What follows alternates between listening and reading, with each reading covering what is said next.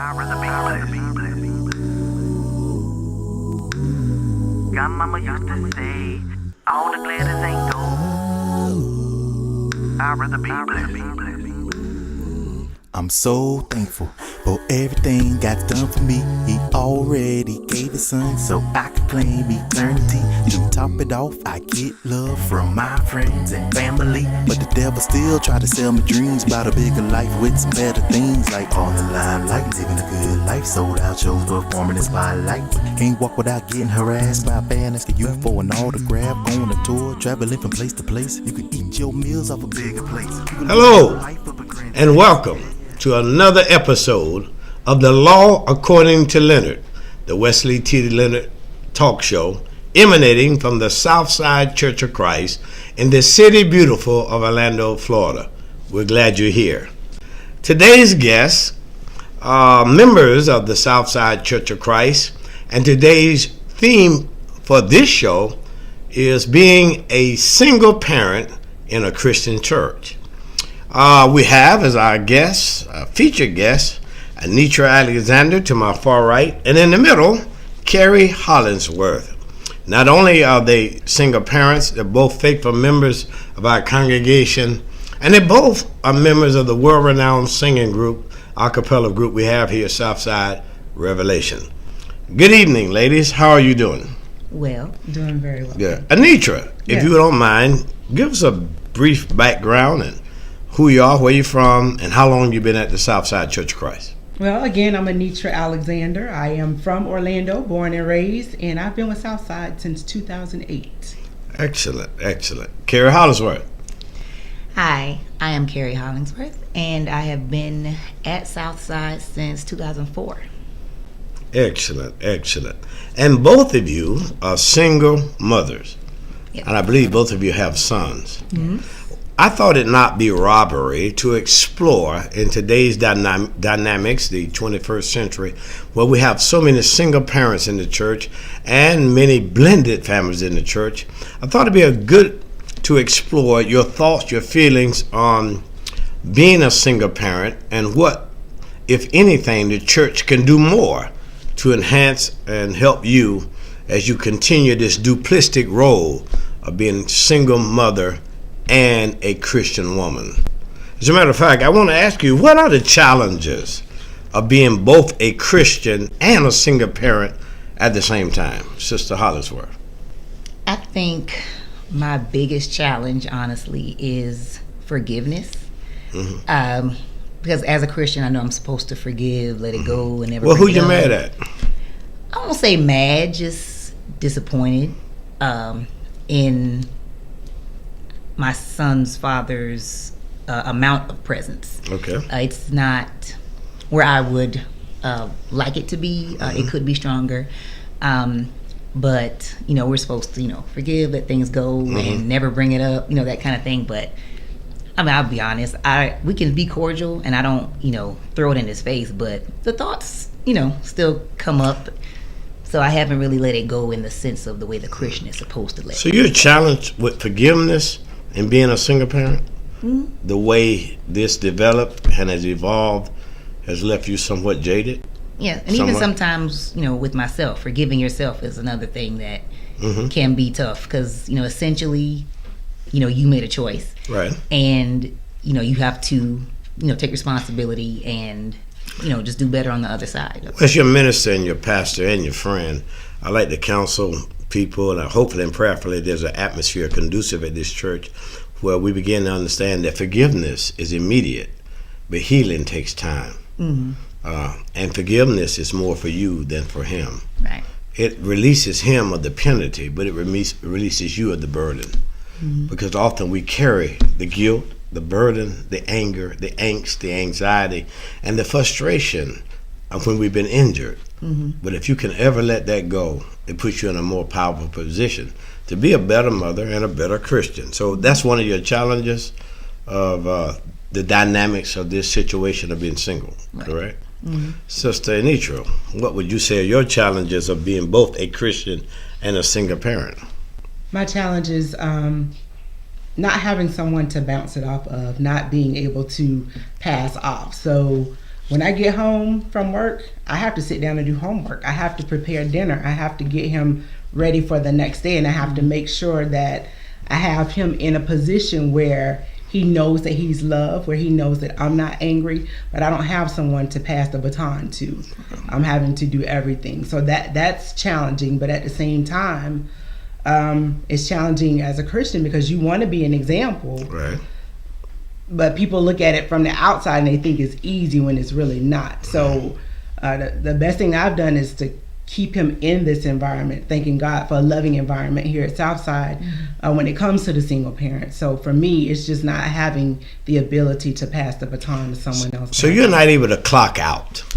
No, you're not able to. It's not even considered. It's an all-time job. It's not part-time. It's not full-time. It's all the time. Overtime, all the time. Yes, sir. Yeah. So one of the challenges you have is you just feel the strain of being a single parent, and you do know God never intended for you to be a single parent. I do know. Yeah, he biologically constituted you and I, and he set up marriage as an institution where there's a duplistic role.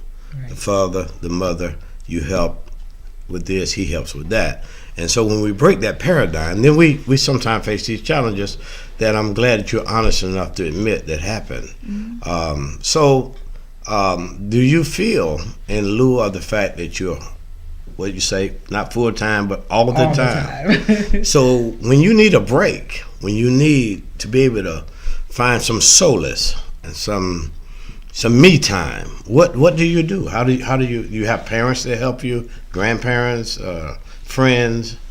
I have, thankfully now my sister and brother-in-law are here. So sometimes I can take him over to them for the weekend and breathe, or sometimes we bounce off each other.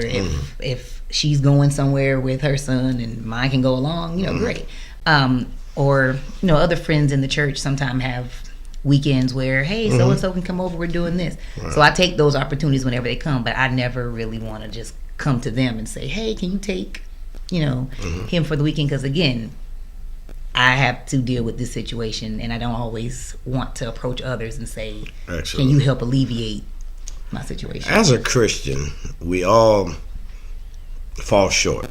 We all disappoint God. All of us, from the pulpit to the back pew. What I do admire about both of you is that you are single parents, but you have your children in this church at every available opportunity. So they're growing up in the fear and the admonition of the Lord. And you did not keep the pattern of repetitive having babies. Okay? That's one thing I admire. Everybody, all of us make mistakes, and I'm not calling children mistakes, right. But parents make mistakes. Children are not a mistake. Right. Y'all do agree? Yes. Actually, they're a blessing to both of you.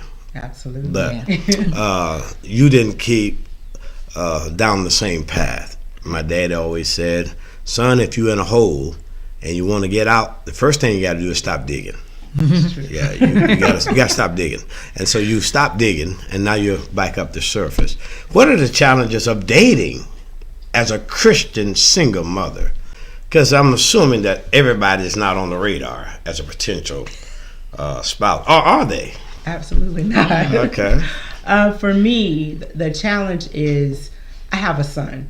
So I'm willing to forego someone who is not serious about dating if they're just out, I just want to go to a movie, or that's fine. But my son is very impressionable and he attaches to people easily. So I'm not going to bring somebody into my life that's not going to be there long term. So I don't date. It's just a choice. It's not that I have to be alone, but I choose to be for the better position of my son. And you'll do that till he's... I would do that until he's out of the house if I have to. Okay. Excellent. What about you? Do you have any challenges as a Christian single parent? I'm more picky than I was before. Like she said, with the child being impressionable, I don't want to bring anybody around who isn't going to be a good model, for him. So if you're not serious about life, you don't have goals, you're not, doing anything I want him to see, then if I do see you, you won't be at the house. Well, I'll meet you, somewhere, and then I'll come home, by myself. But I'm definitely more picky. Excellent, excellent. Ladies, what role should the church play? What programs, what ministries to aid and assist single parents? Should the church be intricately involved in your sovereignty? Do you feel like the church's role should be expanded? And what more can the church do to be helpful? Well, unofficially, there are some men here who serve as mentors for my son, whether it be his barber, his song leaders. There are people who I know my son can go to get a male presence. What should the church do necessarily? I mean, they don't have to do anything, but we were talking about this earlier in Dolls, maybe revamping the single parent ministry, just if for nothing else, a community where we can encourage each other, so that I know what I'm going through is not just in my life. If I know somebody else is going through it or has already been through it, I don't have to freak out like, oh, woe is me. This is what happens. And so I know that there are ways to get through it. Sister Addison. Just to piggyback off of what she said, we have an awesome ministry in Grace, God's Women's of Grace. And I have to honestly say, here at the Southside congregation, our sisters have been more supportive than what I've seen at other congregations. So I'm happy to say that we recognize the fact that having a child out of wedlock is not what God intended. But at the same time, you still need that support emotionally. Absolutely. Because I'm still a woman of God. I'm still a Christian, and Absolutely. I still have emotions. So to be able to have women of God in the congregation that are willing to support you with that, it goes an extremely long way. What we want to do, I think, it would be wise of the church to not create an atmosphere where you're penalized for, quote unquote, the mistake. I've seen situations where there's a stigmata placed on the women who have babies out of wedlock. And while that is not God's desire, nor is it ours, if and when it happens, there should be a nurturing atmosphere, an atmosphere conducive to bringing you closer to God and not pushing you farther away. I think the tragedy is once people sin or make a mistake, often the church becomes judge and jury and executioner.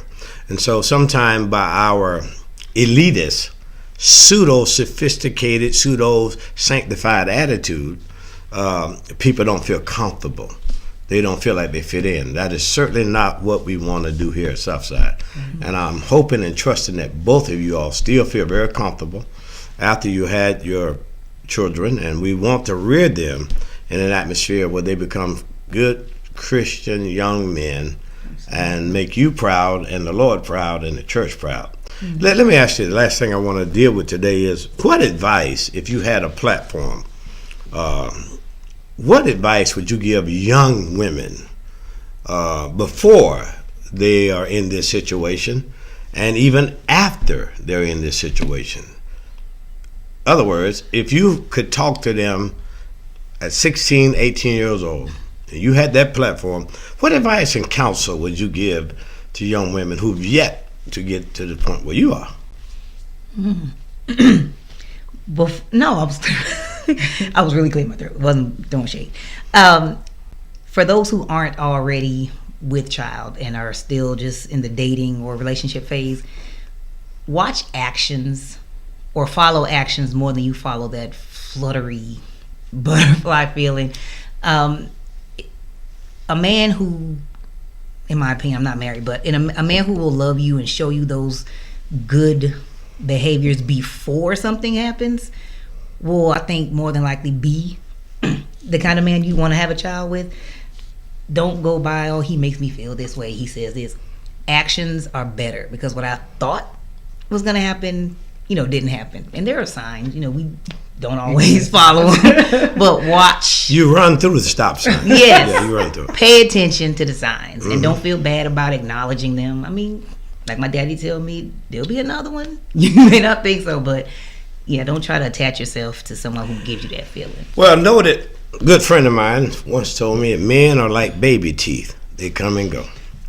Okay. What then advice would you give women who now single mothers like you are, and they're younger than you, and they're yet to go through the process. You've now reared your son up for a few years, and she has an infant, and she's a single mother and facing the challenges of single parenthood. What advice would you give that young lady? I think, like you said earlier, stop the pattern. Don't make it a repeat offense. But allow yourself to, forgive yourself and just surround your baby with Christian women or men who can help you with what you can't do yourself. Don't be afraid or ashamed to, ask for help sometimes. Reach out, accept it. Create a family with your Christian brothers and sisters. Excellent. Sister Alexander, I give you a shot at both of those. What would you tell the young women before and subsequently those after who are in the same situation? Okay, before I would definitely tell them, learn from others' mistakes. Just because, the person don't know you that well, you could observe single moms in the church. So make sure that you're learning from others' mistakes. And then last but not least, still follow your dreams. Don't give up on your dreams because you had this bump in the road. As long as you're, as Carrie mentioned, surrounding yourself with Christian brothers and sisters, everything will work out for you. So in other words, that one incident shouldn't define you the rest of your life. Absolutely. Right. Okay, so we're just happy to have you. And by the way, ladies, I want to remind you that if you allow me, I can hook y'all up with some single brothers. Even here at Southside, they always reluctant. They don't like my choice of men for them. But I'm so happy to have them as our featured guest as we talk about single parenthood. It is one of the growing trends in Christendom today at our congregation and indeed around our brotherhood and our fellowship. And we in the church who don't adequately deal with these beautiful single mothers who have children, if we can adequately meet their needs, then the church and the kingdom would be better off. You've been watching The Law According to Leonard. I'm your host, Wesley T. Leonard, Senior Minister of the Southside Church of Christ. You can learn more about our congregation at our website, sscoc.org. We have Instagram page now, South SSCOC Orlando. Our Facebook, we're at Southside Orlando. Have a Twitter, Southside Orlando. YouTube channel. You can watch Wesley T. Leonard and the Law of Leonard at your pleasure, anytime, 24/7, 365, all 4 seasons. Southside Church of Christ, Orlando. And I got good news. Our inaugural broadcast had over 700 views in the first week. So go, Leonard, go. We're glad to have you. Yeah, that's See right, ya I'm blessed. next time. Tell you what I'm gonna do. Walk around town with my head held high like I'm favored and my first name is Achu. God bless it. Godmama used to say that all the glitters ain't gold. And consider your cost if that price tag has your soul. I'd rather be blessed.